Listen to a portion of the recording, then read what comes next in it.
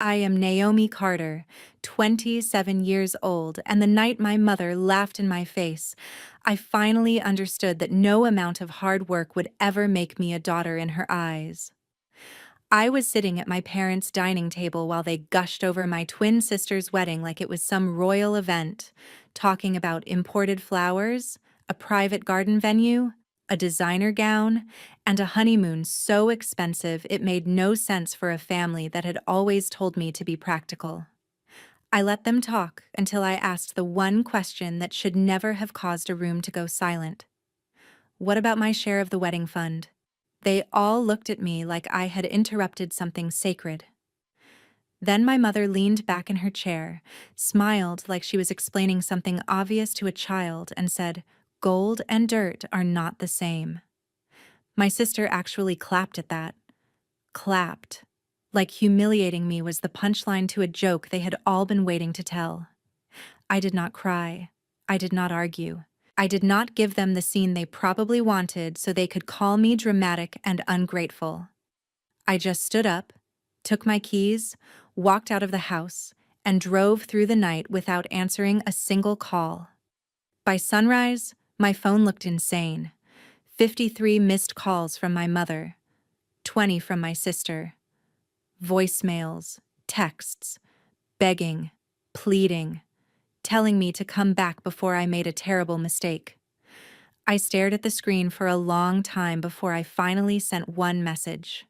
"Why are you begging a piece of dirt?"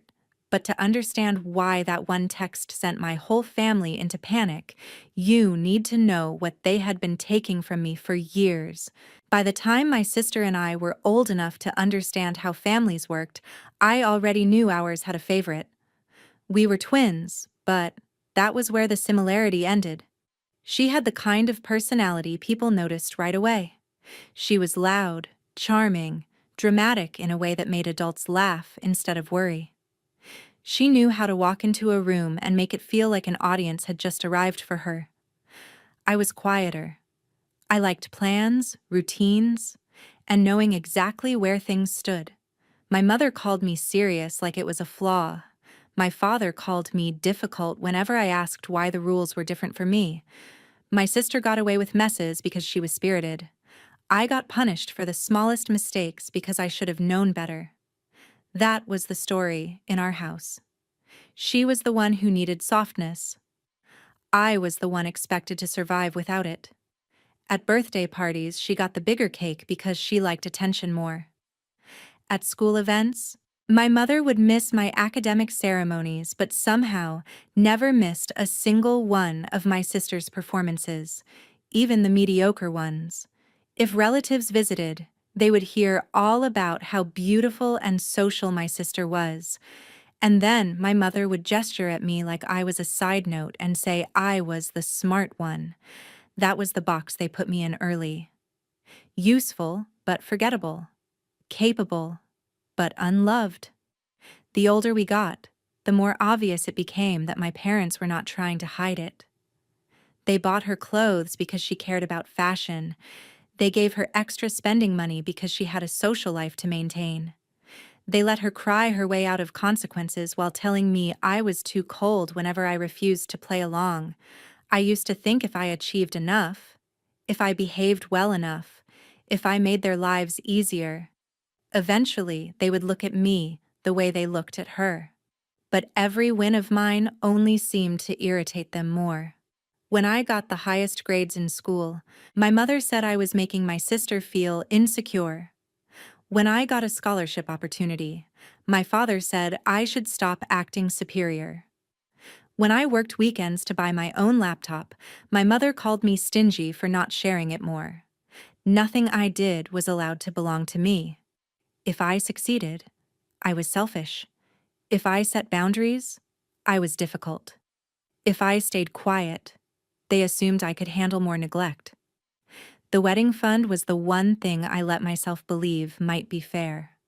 My grandparents had started it when we were teenagers. It was supposed to be equal, a gift for both granddaughters, something practical for two futures that had not been written yet. I remember my grandmother squeezing my hand and saying, "No matter what happens later, This will be one thing no one can take from you. I held on to that sentence for years. I even added to the fund myself once I started working part-time in high school. Not a huge amount at first, but enough to matter to me because every dollar represented hours of effort no one had forced me to give. I contributed because I thought one day, when I got married, I would at least walk into that part of my life knowing something had been saved for me too. It sounds naive now, but when you grow up half-loved, you become an expert at building hope out of scraps. You take the smallest sign of fairness and treat it like proof that maybe the story is not finished yet. That was my mistake. I thought the wedding fund meant there was one part of my life my family could not rewrite around my sister. I had no idea they were already preparing to do exactly that. The easiest way to understand the difference between me and my sister as adults is this. I built things, she performed them. I worked my way through college with scholarships, internships, and jobs that taught me how to keep impossible schedules from falling apart. I ended up in wedding and event operations because I was good under pressure and even better at cleaning up disasters before anyone else realized there had been one. I knew contracts, vendor timelines, deposit schedules, contingency plans, and exactly how much emotion people attached to one perfect day. I also knew how much money people were willing to burn just to make strangers envy them for a few hours. That part never impressed me. I moved to Charlotte after college and built a life that made sense to me. My apartment was not glamorous, but it was peaceful. My work was demanding, but it was real. I paid my bills, kept my promises, and learned that stability was a luxury when you had grown up in emotional chaos. My sister went the other direction. She reinvented herself every 6 months depending on what kind of attention seemed easiest to get. She tried boutique fitness, then lifestyle blogging, then social media brand deals, then event hosting, none of which lasted long enough to become a real career. But because she looked polished and knew how to flatter people, my parents kept acting like she was on the brink of something huge. Every time she failed, they rebranded it as potential. Every time I succeeded, they treated it like a personality defect. By then, I was used to it. What they could not diminish was the life I had started building for myself. I met Ethan at a venue walkthrough after a storm had knocked out power during a rehearsal dinner. Everyone else was panicking. He was one of the architects consulting on the restoration of the property, and while the bride's family was spiraling, he was the only person in the room calmer than I was. We ended up laughing in a dark hallway over emergency candles and ruined seating charts. He was thoughtful without being performative, kind without needing credit for it, and he listened in a way that made me feel like I was not competing with noise just to be heard. We dated for 2 years before talking seriously about marriage, and when we did, it felt nothing like the chaos I had grown up around. We talked budget before flowers. We talked guest count before aesthetics. We talked about what mattered and what did not. We wanted something intimate, elegant, and honest. No spectacle, no pretending. Just a room full of people who actually loved us. For the first time in my life, I could picture a wedding without dread attached to it. Around that same time, my sister announced she was engaged to Miles Holloway, a corporate attorney with expensive taste, polished manners, and the kind of family background my mother had been chasing her whole life through country club invitations and strategic friendships. The way my parents reacted, you would have thought my sister had just married into royalty. Overnight, every conversation became about venues, menus, fittings, social circles, and how this wedding had to be perfect because it would open doors. That phrase stuck with me. Open doors for whom? Not for the bride, really. Not even for the marriage. It was for my parents, for their image, for the fantasy they had always attached to my sister because she looked like the life they wanted people to think they lived. My mother started calling me more often, not to ask how I was, but to pick my brain about vendors, contracts, and timelines. Could I recommend a florist? Could I take a quick look at a catering agreement? Did I know anyone who could help them get a better rate on the venue? My first instinct should have been to say no, but old habits are hard to kill. Some part of me still wanted to be useful because usefulness had always been the closest thing I got to approval. So I answered a few questions. I connected them to a venue rep I trusted. I flagged a bad clause in one contract. I told them what realistic costs look like if they wanted quality without getting scammed. My mother thanked me like she was doing me a favor by letting me contribute. My sister barely thanked me at all. She was too busy posting mock-ups of floral arches and champagne towers to her followers, as if she had built the whole thing herself. Even then, I told myself it did not matter. I had Ethan. I had my own future. I had that fund, or at least I thought I did. I believed when our time came, there would still be something left that had my name on it. I did not yet understand that to my family, my competence was never something to honor. It was just another resource to drain. The dinner where everything finally broke started like every other family gathering in my parents' house. Too much performance, too much pretending. My mother had invited me down for what she called a small planning dinner before the final wedding push. I almost did not go, but Ethan encouraged me to keep things civil if I could. He had not grown up inside a family like mine, but he understood enough to know I was always mourning the family I wished I had, not the one that existed. So I drove in for the evening carrying a bottle of wine and the stupid hope that maybe this time they would at least behave like decent people for one meal. My sister was glowing in that carefully managed way she always had when she knew all eyes were on her. My mother kept bringing out binders and swatches and seating charts as if she were staging a campaign instead of a wedding. My father talked numbers in a vague, smug way that suggested he wanted to sound important without ever saying anything concrete. For the first half hour, I mostly listened. Then my mother started discussing a last-minute upgrade to the venue package. More flowers, better lighting, a luxury guest transportation option no one actually needed. I asked the question gently at first. I said, if you are spending at this level, what does that mean for the rest of the wedding fund? My mother stopped moving. My sister looked down at her plate. My father cleared his throat and reached for his water. I knew right then. I just did not know how bad it was. I asked again, more directly this time. What does that mean for my share? My mother set down her fork and gave me a look I had seen my whole life. The one that said I was about to be punished for ruining her preferred version of reality. She said there really is no your share anymore. Most of it went into your sister's wedding. She said it casually, like she was explaining weather. I stared at her.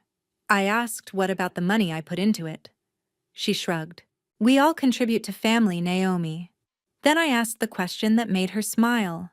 So you spent my grandparents' money and my money on her and never planned to tell me. She leaned back in her chair, crossed her arms, and laughed. Not a nervous laugh, not an embarrassed one, a cruel one. Gold and dirt are not the same, she said. Your sister is marrying into a world where appearances matter. That investment makes sense. You and Ethan are doing some tiny tasteful thing. You do not need the same kind of help. For a second I honestly did not hear the room.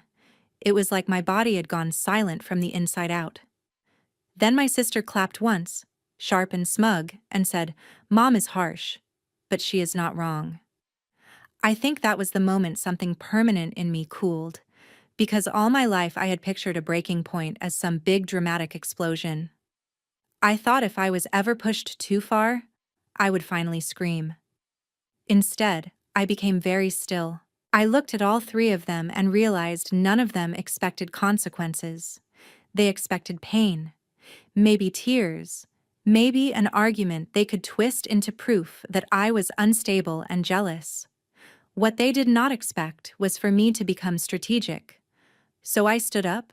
My mother told me not to be dramatic, My father said we could discuss it later. My sister rolled her eyes and asked if I was seriously going to ruin the mood over money. I picked up my bag, my keys, and my coat. I said nothing. I walked out while my mother was still calling after me. The second I got into my car, I did not cry. I opened my laptop.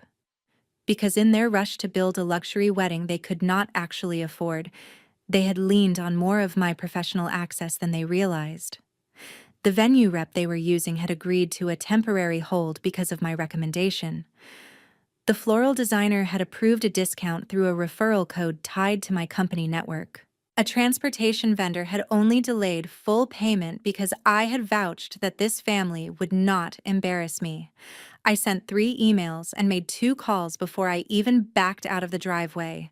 All professional, all clean. I informed the vendors that I was withdrawing personal and professional sponsorship from any pending flexibility arrangements connected to the Carter Holloway wedding. I clarified that I was not financially responsible for any outstanding balances and that no one should rely on my name or reputation moving forward. I did not ask anyone to cancel anything. I did not need to. I just removed the support they had built their fantasy on. Then I drove back to Charlotte through the night with my phone face down beside me. By the time I got home, I had 7 missed calls. By sunrise, it was over 70. 53 from my mother, 20 from my sister. A flood of voicemails that moved from outrage to panic in less than 6 hours. The venue needed immediate confirmation. The florist was pausing production. Transportation was suspended until payment cleared. My sister's makeup artist had heard there were contract problems and wanted reassurance. For once in their lives, they were not calling because they wanted something from me quietly.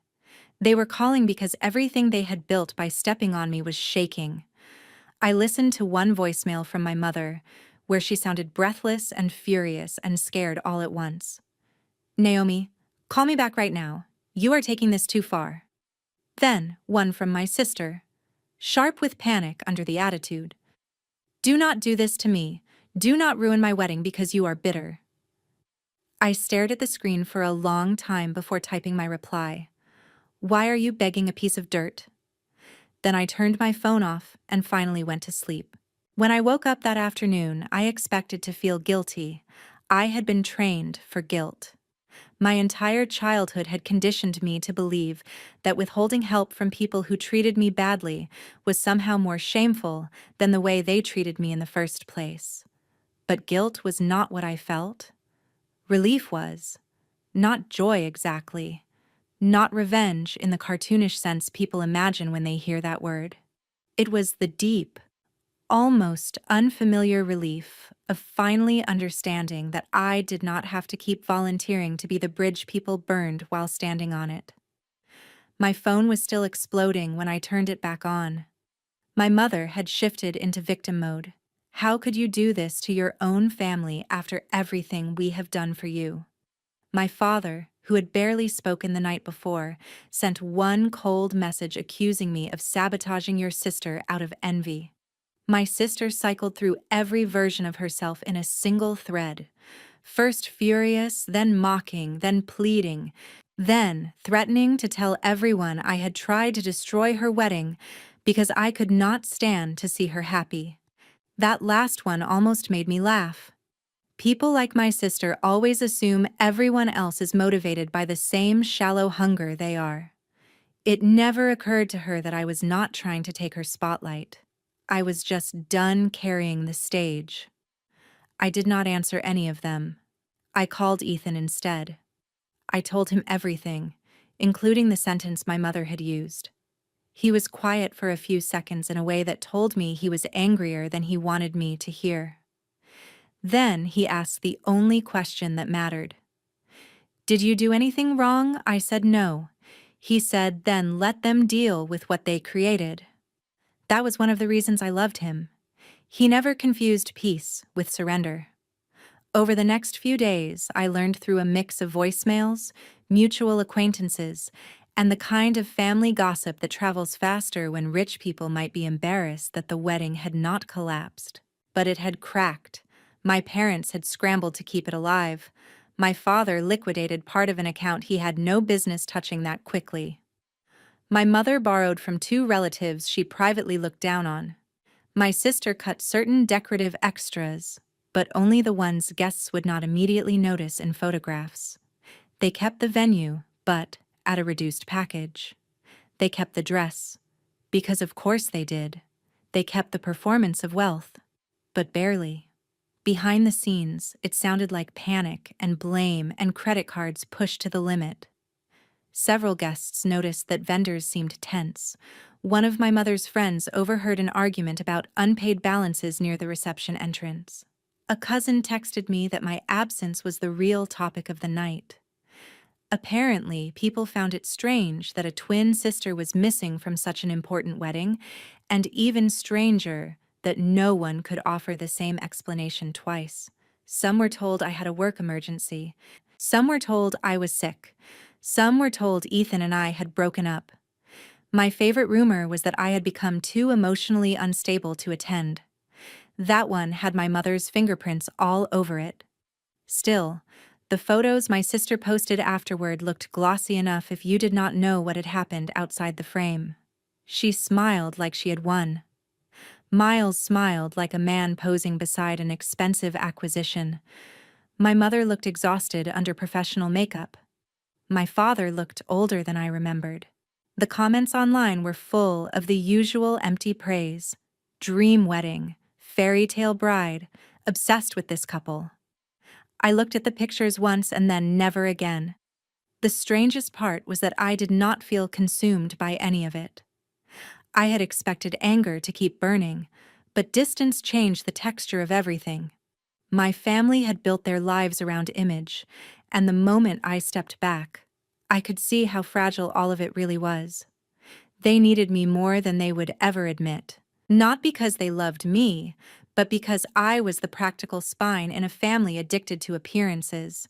Without me, they could still throw a party. They just could not do it cleanly. Ethan and I moved ahead with our own plans in the quiet way that made me feel sane. We toured a lakeside property outside Charlotte that was smaller than any venue my mother would have approved of, and immediately knew it was right. It had old trees, soft light, and a view that did not need to prove anything to anyone. We talked to a local chef instead of a luxury caterer. We cut our guest list down to people who had actually shown up for us in real life. Every choice felt like a correction, not just to my wedding, but to my understanding of what celebration was supposed to be. It was not performance. It was witness. It was not about who could be impressed. It was about who could be trusted. Meanwhile, the calls from my family slowed, not because they had forgiven me, but because they were busy trying to maintain the illusion that everything was fine. I knew that phase would not last. Debt has a way of making truth louder. So does marriage when it is built on image instead of intimacy. I did not have to wish for consequences. I had already seen enough weddings to know they were coming. About 3 months after the wedding, the first real cracks started reaching me from outside the family bubble. One of my former college friends who still moved in overlapping social circles with my sister messaged me after midnight with a question that looked casual but was not. "Is everything okay with your sister and Miles?" I asked why. She said because Sienna has been posting a lot of vague quotes about loneliness and fake love, and she was seen crying at a restaurant while Miles left early. I should have felt sympathy. Instead, what I felt was recognition. Not because I had wanted her marriage to fail, but because I had seen the transaction from the beginning. Miles had not fallen in love with my sister. He had selected her. She was polished enough for photographs, eager enough to be shaped, and shallow enough to mistake being displayed for being cherished. My mother loved him because he came with status. My sister loved him because he came with status and expensive suits, and a last name that opened the kind of doors she had always wanted to stand in front of. But status is not intimacy. Being chosen is not being known. Once the wedding ended and the performance stopped being exciting, They were left with each other, and there was not much there. Around the same time, my father's financial situation began unraveling in a way that would have been almost poetic if it had not been so pathetic. He had always prided himself on being the smartest man in the room when it came to money. That was part of why the wedding overspending had gone so far. He truly believed he could outmaneuver reality later. Only later arrived faster than expected. Emergency borrowing turned into rolling balances. Rolling balances turned into pressure. Pressure turned into mistakes. One of his colleagues apparently learned he had borrowed privately from clients' social circles to cover personal obligations, and while I never got the full story, I heard enough to know his professional credibility took a hit. My mother's boutique, which had already been limping along on the strength of local image rather than actual profit, started missing payments too. She sold inventory at discount, then pretended it was a seasonal strategy. She canceled a charity committee commitment she had bragged about for years. Friends she used to entertain stopped calling as often, once there was no longer a polished table to sit at. My parents had spent so long curating the appearance of stability that they had no idea how to survive without applause. That was when the messages started again. They came through numbers I did not know, through distant relatives, through one old neighbor who left me a long voicemail about how family is family no matter what. My mother wrote me a letter and mailed it to my office. Not my apartment. My office. That alone told me she still did not understand shame. In the letter, she tried every version of the truth except the real one. She wrote that wedding stress had caused things to be said in the wrong tone. She wrote that families make mistakes. She wrote that my sister was struggling in her marriage and needed support from her twin. She did not write that she had called me dirt. She did not write that she had stolen money meant for me. She did not write that she had only noticed my value once my absence had a price tag. I folded the letter and threw it away. A week later, my sister called from a private number. I should not have answered, but something in me wanted to hear what her voice sounded like when life stopped clapping for her. She did not bother with small talk. She said she and Miles were having difficulties. She said marriage was harder than she expected. She said he was always traveling, always working, always irritated, and lately he had started making comments about her spending and her family's instability. Then she moved to the real point.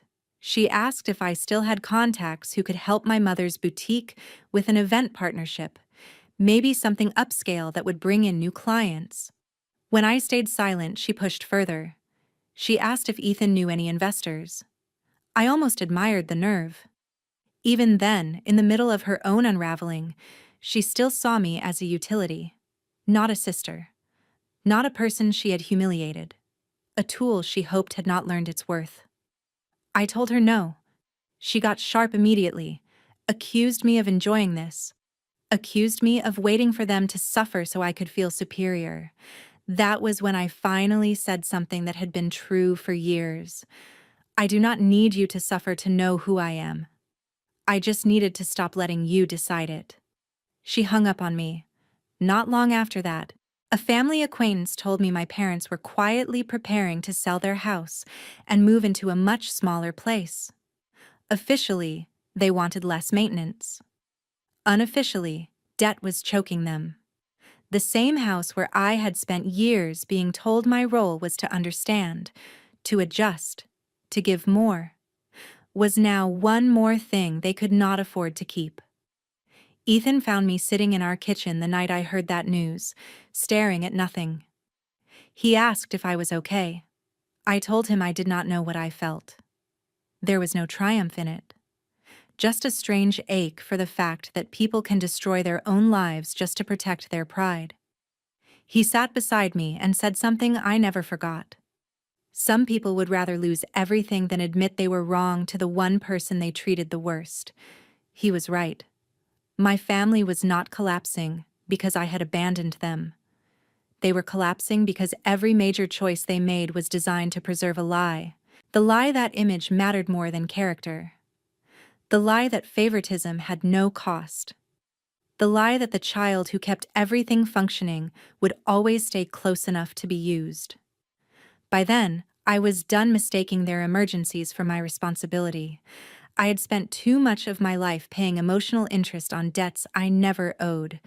If they were finally being forced to face what they had built, then that was not cruelty. That was consequence. The final time they reached out, it was almost 8 months after that dinner. By then, Ethan and I had finished nearly all the planning for our wedding. We had our invitations, our menu, our music, and a guest list so intentional that every name on it made me feel calmer instead of obligated. My life had become so steady that the chaos I came from felt like a separate country. Then one evening, just as I was leaving work, my phone rang with a video call from an unknown number. I almost ignored it, but something made me answer. My mother's face filled the screen first, older and thinner than I remembered, her makeup gone, her posture collapsed in a way I had never seen.